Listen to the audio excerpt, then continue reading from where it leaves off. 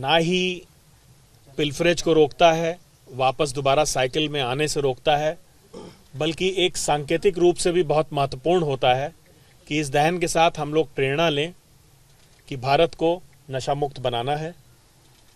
तो इससे हम अपना कमिटमेंट, अपना रिजॉल्व और पक्का करते हैं कि इस लड़ाई में हम लोग कंधे से कंधा मिलाकर चलेंगे।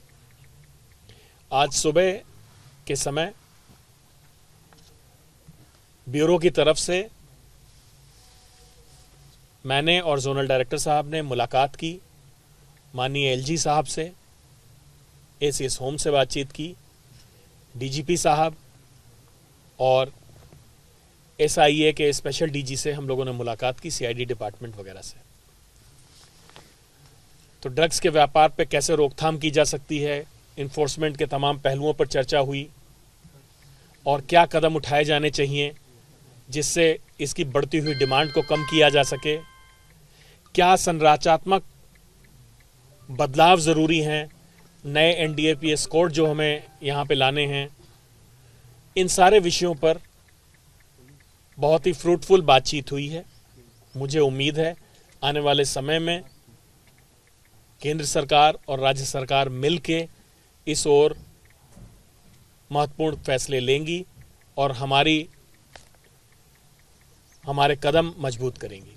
धन्यवाद सर। लेकिन जिस तरीके से आज आप ड्रग डिस्ट्रॉय कर रहे हैं, और अगर मैं स्पेसिफिकली जम्मू कश्मीर की बात करूं, तो क्या सारी की सारी ड्रग जो है बॉर्डर पार से आ रही है, और क्या आपके पास भी इस तरह के एविडेंसेस हैं कि इस ड्रग का इस्तेमाल जिसे हम कहते हैं नार्को टेरर के लिए हो रहा है और सारी चीज़ें हो रही है?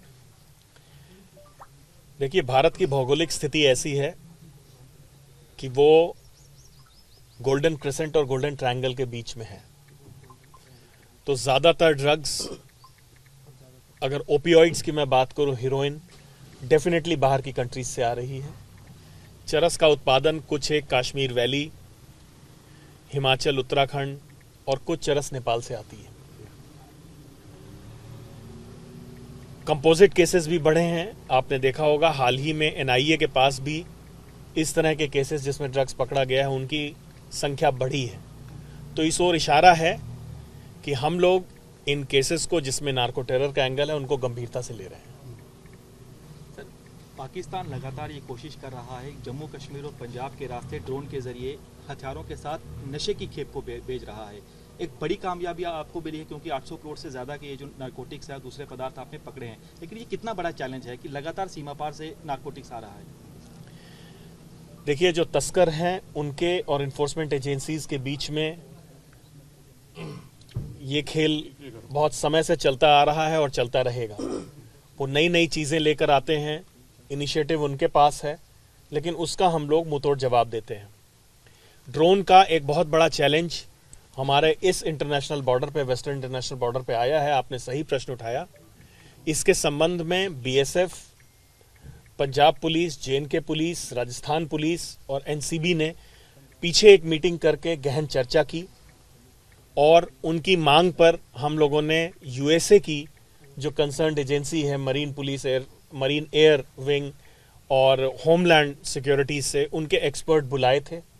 आपस में क्या टेक्नोलॉजी हो सकती है, क्या रणनीति होनी चाहिए, क्या कदम उठाने चाहिए, इस पर चर्चा की गई है और आने वाले भविष्य में उनसे हमें और मदद मिलने की उम्मीद है। सर, जम्मू कश्मीर में रिकवरी हुई है, तो ये जानी कहाँ पे थी सर? इसका कहाँ पे क्या, क्योंकि आपको लोगों को पकड़ा होगा, उन लोगों ने क्या कुछ आपको जानकारी दी है, कहाँ जानी थी ये?